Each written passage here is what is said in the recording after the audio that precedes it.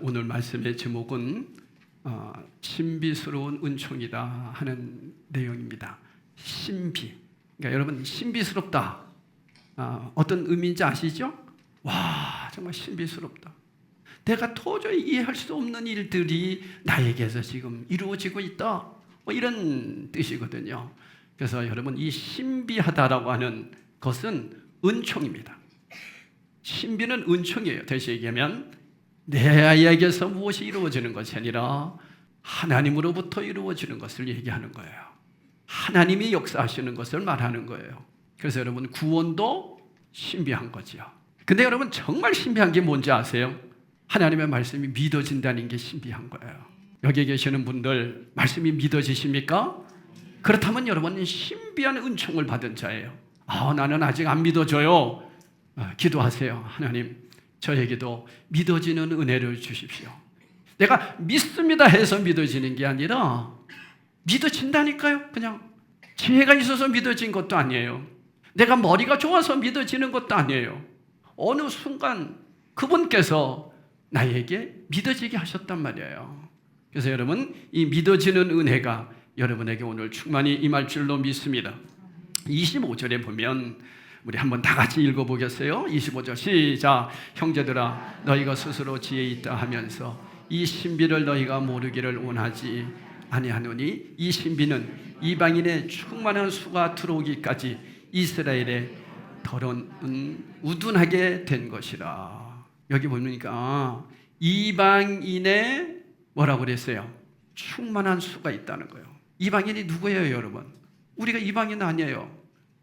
충만한 수가 임했기 때문에 우리가 예수 믿게 된 거예요. 우리 하나님께서 저 로마만 구원시키자 이렇게 했다면 우리는 구원 못 받아요. 근데 하나님께서 사도 바울을 통해서 로마를 구원시키고 그러면서 세계 복음화를 통해서 충만한 수에 저와 여러분이 들어있단 말이에요. 그래서 우리가 구원을 받게 됐는데 문제는 이스라엘의 충만한 수가 들어오기까지 이스라엘의 더러는 이것은 사람들이 있단 말이에요. 그런 사람들이 우둔하게 된 것이라 그랬어요. 여러분 여기서 우둔했다 이것은 뭐냐면은 악하다, 악한 사람들이다 이런 사람들이 있었다는 거예요. 이게 신비라는 거예요. 바울은 그럼 무슨 의미일까요, 여러분? 왜 이게 신비일까요? 여러분도 잘 아는 대로 바울이 복음을 깨닫게 된 것이 하나님의 뭐였어요? 신비였어요. 그러니까 매일 바울은 지금 이 로마서를 통해서 이 얘기를 하는 거예요. 정말 신비하다. 아니 나는 예수 믿는 사람을 핍박하는 자였는데 예수님이 나에게 오셔서 나를 변화시켰다. 난 이게 신비다. 근데 더 놀라운 것은 내가 그렇게 할 수밖에 없었던 삶이 뭐냐면 주님으로부터 내가 주님을 만나고 그들에게 우리 이스라엘 유대인들에게 복음을 전했는데 그들이 나를 핍박하더란 말이에요. 우둔하다더란 말이에요. 그들이 악하더라는 거예요. 그래서 그들 때문에 내가 도망가서 이방인들에게 복음을 전했는데 그게 신비더라는 거예요. 무슨 얘기입니까? 이방인들을 구원시키려고 하나님은 지금 누구에게? 유대인들을 완악한 자들이 어떻게 했다? 바울을 핍박함으로 인해서 복음이 전해지게 됐다. 이게 신비다. 이런 얘기예요. 그러니까 바꿔 얘기하면 나를 핍박하는 사람들, 나를 힘들게 하는 사람들, 그런 일들까지도 누가 일하고 계신다? 하나님이 일하고 계신다는 거예요. 그러니까 어떤 상황이라도 하나님이 일하신다는 거예요. 무슨 일로? 하나님은 항상 저와 여러분에게 좋은 곳으로 주시기를 원하고 계신다는 거죠. 사랑하는 여러분, 우리가 주님께서 나를 구원하셨다는 게 왜 신비입니까? 주님께서 이루시는 일이기 때문에 그래요. 왜 주님께서 하시는 일이 신비스럽습니까? 주님은 무한하신 존재이시기 때문이에요. 왜 우리 인간이 주님과 주님께서 하시는 일의 신비스러움을 느낄 수밖에 없습니까? 우리는 유한한 존재예요. 그죠? 우리는요 100년도 못 사는 존재예요. 한시의 앞을 내다볼 수도 없는 존재예요. 그렇습니다 여러분. 내가 주님처럼 전지전능하다면 신비스러운 것이 하나도 없습니다. 그죠? 신비스럽다라고 하는 것은 유한한 나의 차원에서 볼 때 상상할 수 없는 일, 측량할 수도 없는 일이 그분을 통해 이루어지고 있다는 거예요. 그러니까 여러분 한번 생각해 보세요. 제가 늘 말씀드리잖아요. 내가 어떻게 예수를 믿게 됐냔 말이야. 네? 신비스럽지 않으세요? 여러분 각자 한번 생각해 보세요. 여러분 각자가 내가 하나님 자녀가 됐다는 거 신비스럽지 않으세요? 뭐가 잘나서, 뭐가 대단해서 그분이 나를 이렇게 구원하셨냔 말이에요. 이게 신비 아니에요? 그러므로 신비스러운 주님을 깨닫고 인식하는 것이 주님 앞에서 뭐예요? 겸손함이에요. 그게 믿음이에요. 아, 주님이 하셨구나. 주님이 나를 먼저 찾아와 주셨구나. 주님이 나에게 구원을 이루어 주셨구나. 주님은 나에게 만세 전에 이미 택하여 주셨구나 하는 것을 뒤돌아보니 깨달아지더라. 제가 그 말씀드리잖아요. 이게 예정론이단 말이에요. 뒤돌아보니.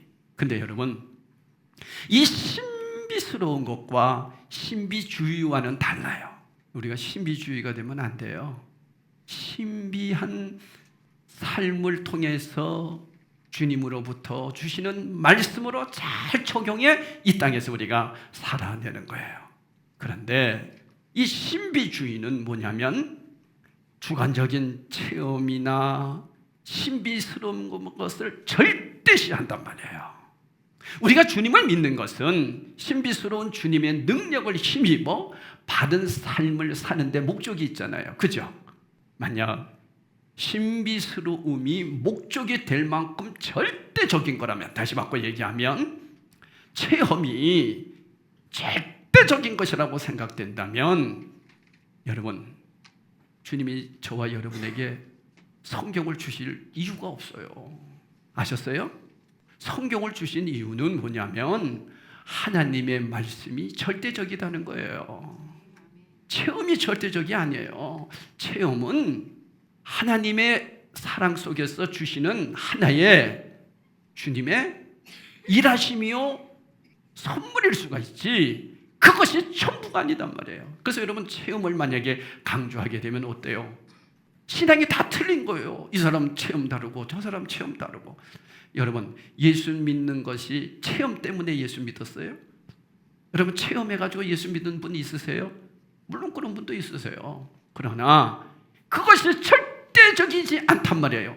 체험을 해서 예수를 믿었어도 하나님의 말씀으로 나를 다시 변화시켜 가야 되는 거거든요. 항상 말씀이 중심이 돼야 돼요. 그래서 신비주의에 빠지면 큰일 납니다. 우리는 신비한 주님을 믿는 자지 신비주의자는 아니다 하는 거죠. 그래서 밤이 맞도록 박수치고 기도하고 밤새 기도하고 환상을 보고 어떤 꿈을 절대시하고 서로 만나서 당신은 무슨 꿈을 꾸었느냐, 당신은 무슨 소리를 들었느냐, 이런 것을 자랑하며 살게 하시지 않도록 하기 위하여 우리에게 말씀을 주신 거예요. 일단 할렐루야 하셔야 돼요. 할렐루야. 아시겠어요? 주님께서 우리에게 문자로 기록된 성경을 주시고 성경을 통해 주님을 알고 만나게 해주셨다는 사실이 무척 중요합니다. 아셨죠? 정말 중요한 겁니다. 우리는 맑은 정신과 이성으로 성경을 통해 신비스러운 주님을 만났고, 아멘, 여러 신비스러운 체험을 할 수 있는 거예요. 이처럼 맑은 이성으로 성경을 통해 경험한 신비스러움은 우리를 혼돈에 빠뜨리지 않습니다. 주님의 신비스러움은 체험하면 체험할수록 우리의 삶을 더 맑고 더 분명하게 하십니다. 주님께서 신비스러운 능력으로 우리로 하여금 바른 것을 깨우치게 해주시고 날마다 우리를 바른 길로 인도하십니다. 반면에 신비주의에 빠지면, 신비스러운 경험을 하면 경험을 할수록 이상해요. 더 혼돈에 빠져요. 그래서 여러분, 체험을 강조하고 신비스러운 것을 가지고 음성을 들었다고 그러면서 막 영서를 써내려가고 그걸 가지고 글을 써서 책을 써내고, 제 주위에 가까운 내 친구 목사도 지금 그런 목사 하나 있어요. 그래서 그 책을 써낸 그 내용이 천국의 일기예요. 들어도 섬찟하지 않아요? 그래서 저보고 박 목사 머리말에 인사 말씀 좀 써줘. 그래서 난 못 쓴다 그랬어요. 나는 듣지도 못하고 당신같이 그렇게 주님으로부터 들어서 이해를 못하기 때문에 나는 쓸 수가 없다. 네, 그랬어요. 그 책을 펴냈어요. 그 저인터넷에 좀 있어요. 그래서 내가 고이 모셔놨어요. 안 읽었어요. 안 읽어도 뻔하잖아요. 여러분, 그렇다면 성경이 왜 필요합니까? 그러면 이제 여러분이 어떤 분들이 그러죠. 그럼 그분은 뭡니까? 나도 모르겠어요. 다시 말하면 신비주의에 빠지면 그렇게 됩니다. 신비주의에 빠진 사람치고 자신의 삶이나 가정이 파탄에 빠지지 않는 경우가 별로 없어요. 그러니까 어느 날 그 친구가, 저희들은 이제 이렇게 졸업 동기들 모임이 7명이 있어요.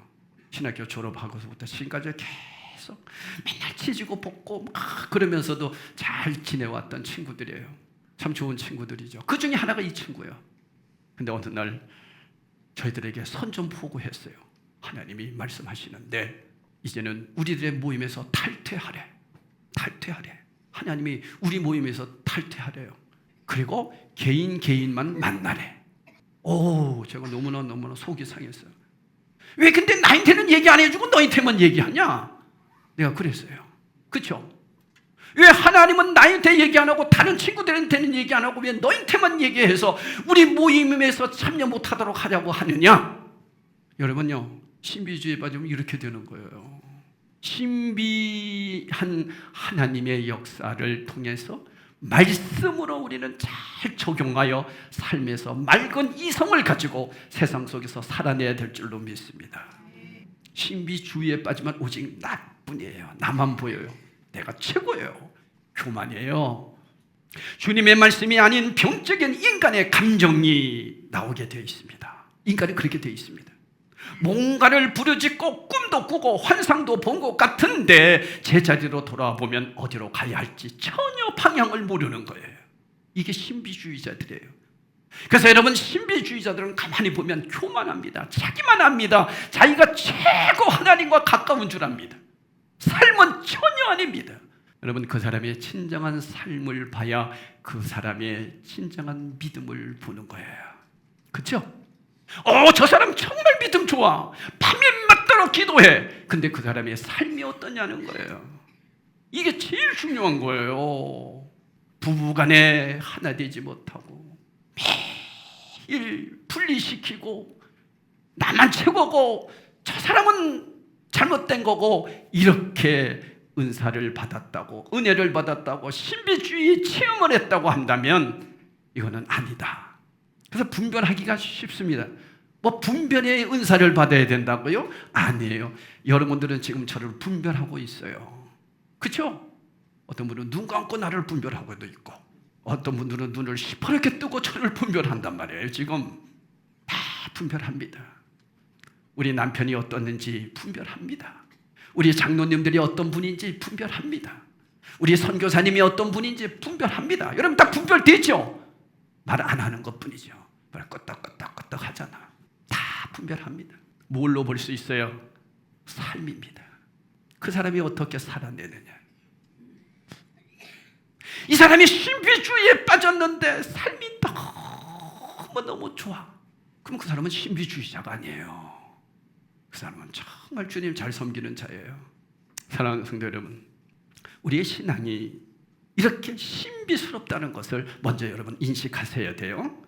자, 구원받은 거 신비하죠? 하나님의 말씀이, 오늘 목사님이 전해지는 말씀이 주님의 음성으로 쏙쏙 들어옵니까? 신비한 거예요. 여러분 머리가 좋아서요? IQ가 좋아서요? 아이고, IQ 검사 한번 해볼까? 별로 안 좋아요. 그런데 믿어진다는 거예요. 그렇게 공부도 많이 하고 그렇게 박사 학위를 받고 이런 사람들도 안 믿어지는데 나는 믿어진다니까요. 성경에 대해서 그렇게 열심히 연구를 했는데 성경이 안 믿어지더래. 나는 성경을 연구하지도 않았는데 어느 순간에 그냥 교회 나갔어요. 그리고 기도하면서 은혜를 받았는데 말씀이 믿어진다는 거예요. 여러분 이게 어떻게 그러냐면요, 이게 은혜예요. 그래서 우리 요한복음에도 그러지 않습니까? 우리가 요한복음 지금 10장을 계속해서 강의하고 있습니다만은 수요일, 금요일 요한복음을 가지고 강의하는데 제가 굉장히 은혜를 받아요. 그러니까 지난 금요일에 우리 기도회 때 제가 그 말씀에 엄청나게 은혜 받았어요. 내 양은 내 음성을 듣고 나를 따른대요. 무슨 얘기예요? 내가 정말 주님의 양이라면, 바꿔 얘기하면 내가 진짜 하나님의 자녀라면 말씀이 들린다는 거예요. 근데 나는 하나님의 자녀인 게 분명한데 왜 안 들립니까? 병들었다는 거예요. 양이 병들면 어떻게 된다고요? 제일 먼저 귀가 먹는데요. 그리고 양은 눈이 어둡대요. 그리고 이 양은요, 이 눈이 어두워가지고 앞으로 이렇게 따라가는데 앞에 있는 양만 쫓아간대요. 앞에 있는 양. 앞에 있는 양이 누구예요? 우리 장로님 양이단 말이에요. 우리 장로님들은 보고 따라가는 거예요. 권사님들은. 그러면 장로님들은 누구 따라오는 거예요? 목사 따라오는 거예요. 목사도 양이잖아요. 목사가 무슨 목자입니까? 목자는 우리 주님이시죠. 그러니까 선임 양이단 말이에요. 선임 양. 그러니까 목사도 주의 음성을 듣고 하나님의 말씀대로 순종하며 살아낼 때 우리 장로님들 또 권사님들이 다 그 뒤로 따라온다는 거예요. 왜? 그 말씀이 들리니까. 이해하시겠죠? 들린다는 거예요. 들린다는 거예요. 말씀이 들린다는 거예요. 말씀이 믿어진다는 거예요. 예수님이 십자가에서 나의 죄를 위해서 피 흘려 죽으셨다는 사실이 믿어진다는 거예요. 이게 내가 지혜가 있어서가 아니라 하나님의 은혜라는 거예요. 주의 은총으로. 할렐루야. 주님이 나를 찾아오신 거라는 거예요. 사실 저는 예전에 나는 내가 주님을 찾아간 줄 알았어요. 내가 열심히 믿었으니까. 근데 성경에는 그런 내용이 하나도 안 나오는데 나는 그렇게 배웠어. 아니에요. 주님이 나를 찾아오신 거예요. 누구를 통해서? 사람을 통해서 찾아오셨어요. 이것이 은혜요? 이것이 뭐다? 신비한 거예요. 여러분이 이 자리에 지금 앉아있는 것이 신비한 거예요. 여러분이 어떻게 이 자리에 앉아있습니까? 놀기 좋아하죠. 노래 부르면 건강 춤추고 얼마나 잘 놉니까? 술 무지하게 잘 맞을 사람들은 아닙니까? 그죠? 저도요, 술 무지하게 잘 마실 수 있어요. 왜? 우리 집안을 보면 알아요. 우리 아버지 술 좋아하셨죠. 우리 형님들 술 좋아하셨죠. 그러면 나도 당연히 술 좋아하죠. 근데 제가 술 한 번 입에 안 댈 수 있었던 것은 은혜예요. 나는 몰라요. 왜 그랬는지. 은혜라니까, 은혜. 그분이 그렇게 하셨어요. 할렐루야. 그래서 여러분, 하나님의 이 신비를 깨달으면 겸손해져요. 내가 뭘 했다는 얘기 못해요. 내가 했어요? 아니에요. 주님이 하셨어요. 주님이 저를 목사 되게 하셨어요. 이렇게 우리의 신앙은 하나님의 그 신비하심을 깨닫고 살아내는 것이거든요. 이 내용을 바울이 로마서를 통해서 온통 도배한 거예요. 신비하다, 신비하다. 은총이다. 하나님의 은총이다.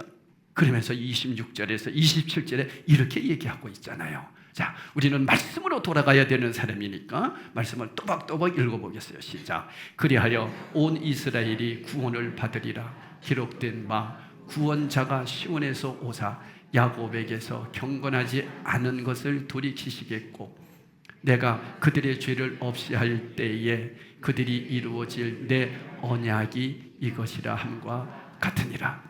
이스라엘 백성이 완악하다 할지라도 그들을 매도할 수 없는 이유가 있다는 거예요. 그게 뭐라고요?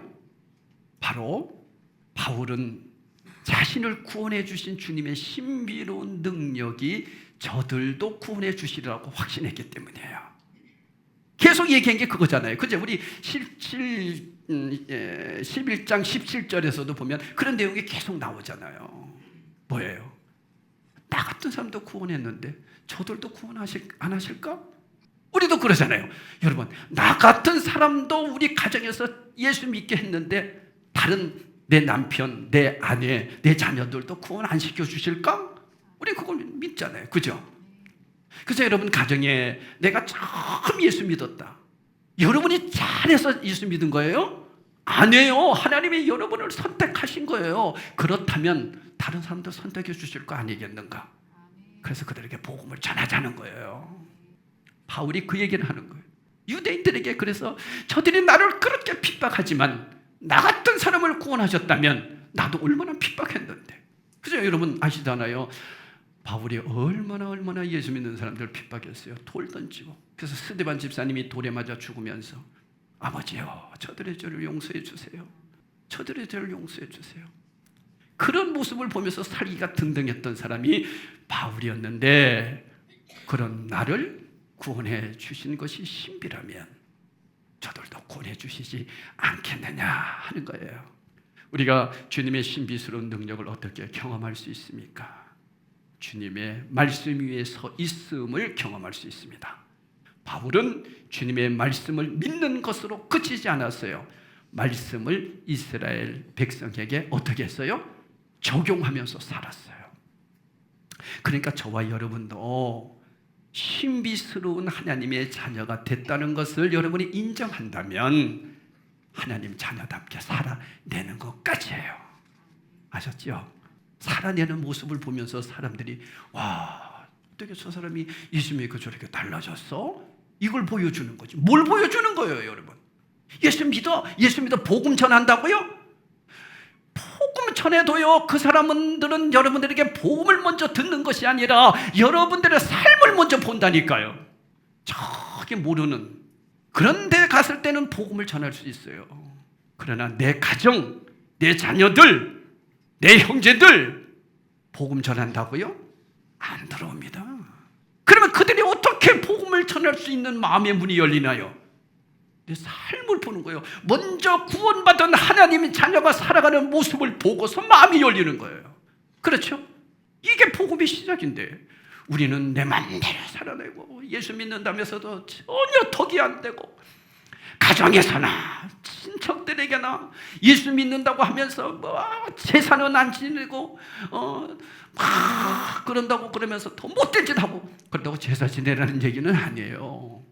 내가 제사는 지내지 않아도 그러나 그리스도인들로서 화목하게는 할 수 있잖아요. 이런 일들을 여러분 너무 많이 봅니다, 사실은. 그리고는 거기 가서 예수 믿으라고. 그러면 그들은 속으로 뭐라 해야 돼요? 예수를 믿으려면 뭘 믿어라? 내 주먹을 믿어라. 그럴 수밖에 없는 거예요. 그런데 희생하면서 나는 예수 믿는 사람으로 제사에는 지내지를 못하지만 그러나 정말 사랑으로 선물도 더 좋은 선물로 사다 주고 그렇게 해보세요. 뭔가 다르다는 거예요. 희생하는 거예요. 그래서 사랑을 보여주는 거예요. 그럴 때 나도 예수 믿고 싶어. 그럴 때 복음 전하는 거예요. 이것이 바울이 깨달았던 신비였어요. 그래서 여러분도 아시잖아요. 바울이 변화되고서 유대인들에게 다 만나서 복음 전할 때 그들이 막 돌 던지고 죽이려고 하고 난리가 났잖아요. 그래서 그가 거기서 피해서 이방인들에게 복음 전하는 게 로마 복음 전한 거예요. 로마를 통해서 복음을 막 전하는 때에 그 심령 속에서 늘 뭐가 있었어요? 내가 이렇게 전하고 바르게 주님을 위해서 일하면 우리 형제들도 구원해 주시겠지. 누가? 나를 변화시켰던 우리 하나님이 우리 형제들, 우리 유대인들도 구원해 주시겠지.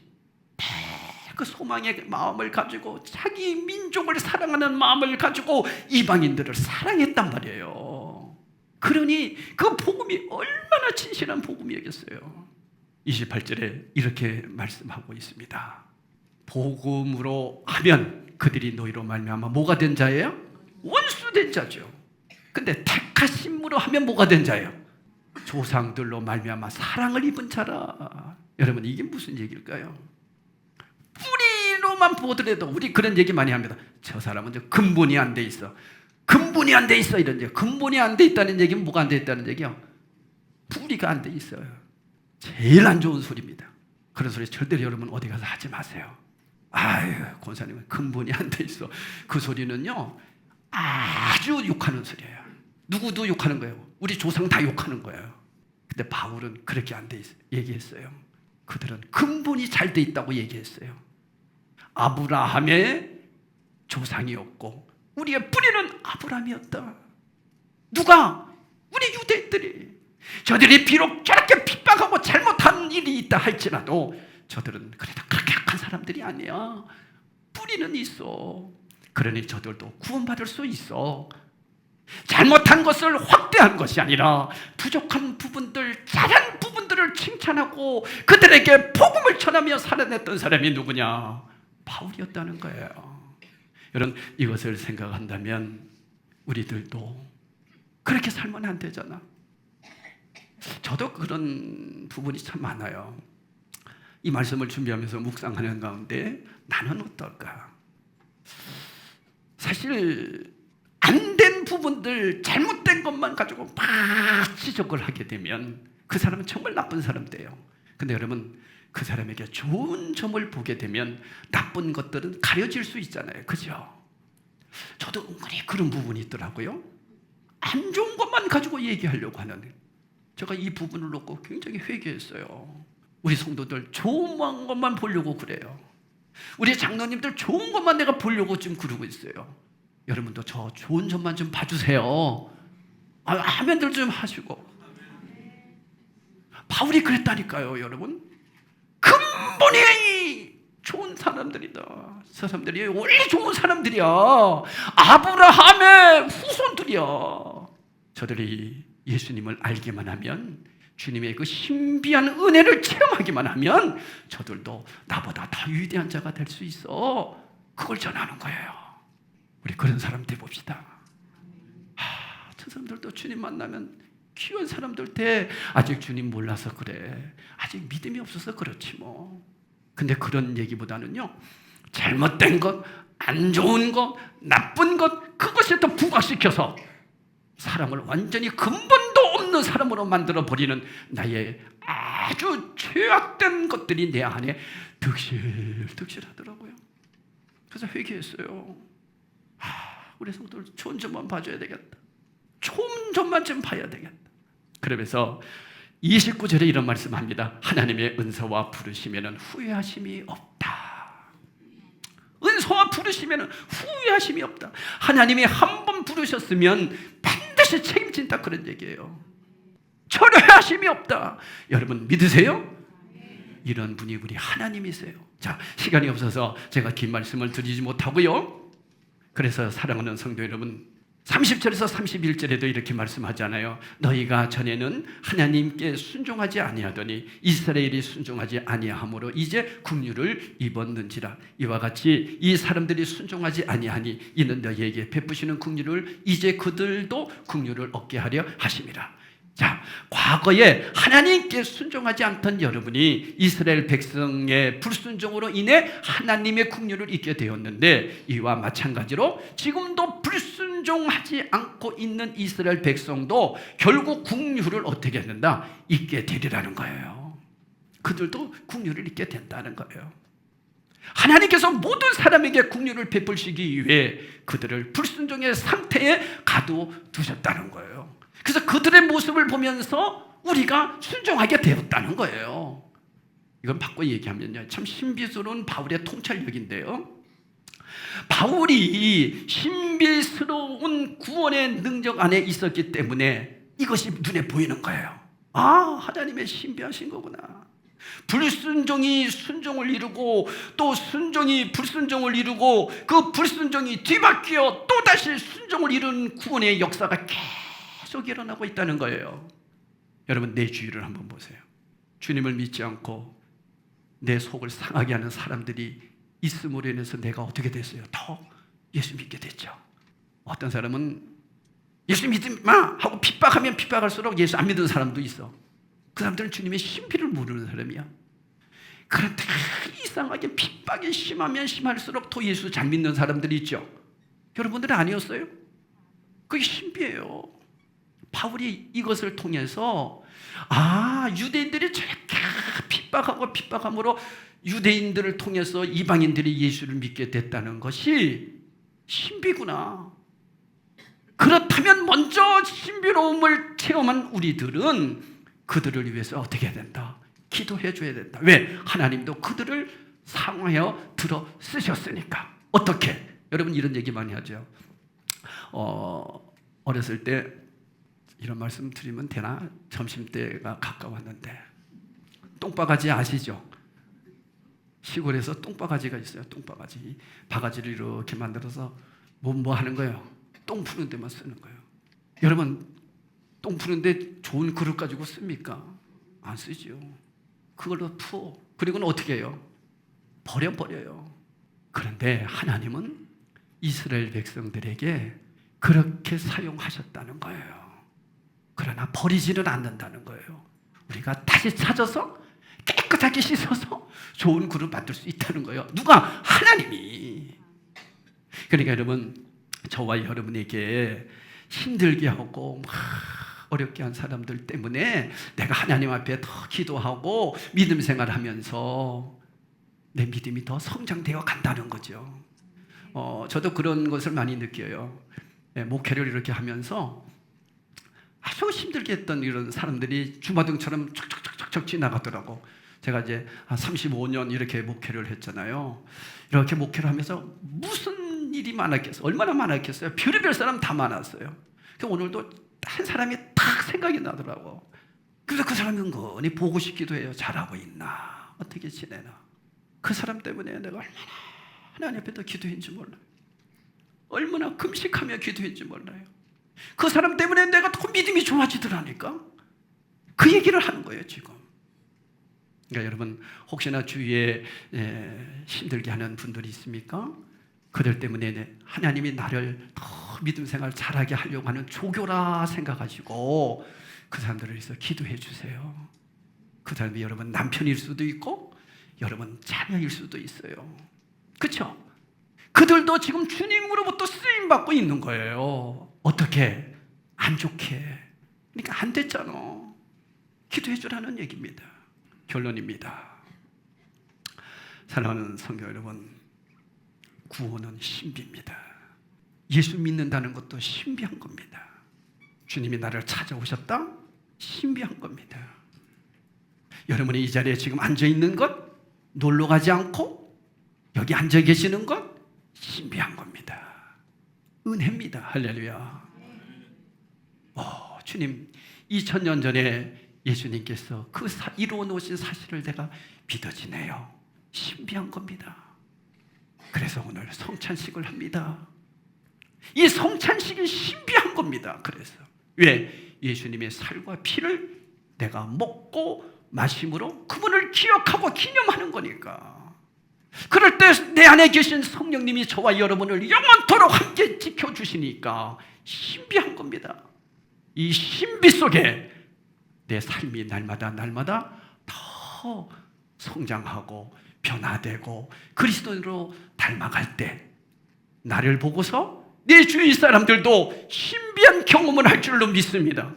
그래서 그들의 경험이 신비주의가 아니라 신비함으로 더 인격이 성장되고 성숙해지고 주님을 닮아가는 그런 역사가 나타나기를 간절히 사모하면서 우리가 성찬식에 오늘 참여하도록 할 것입니다. 성찬식에 참여한 분들은 마음에 드리는 기도를 가지고 오늘 예배 드린 그 내용들을 한번 기록해 보세요. 글쓰기가 좀 힘드신 분들은 그냥 기도하세요. 성찬식하고 기도하면서 주님 신비입니다. 내가 믿어지니 신비입니다. 혹여나 아직 믿어지지 않는 분들 있습니까? 주님 저에게도 이 신비함을 주십시오.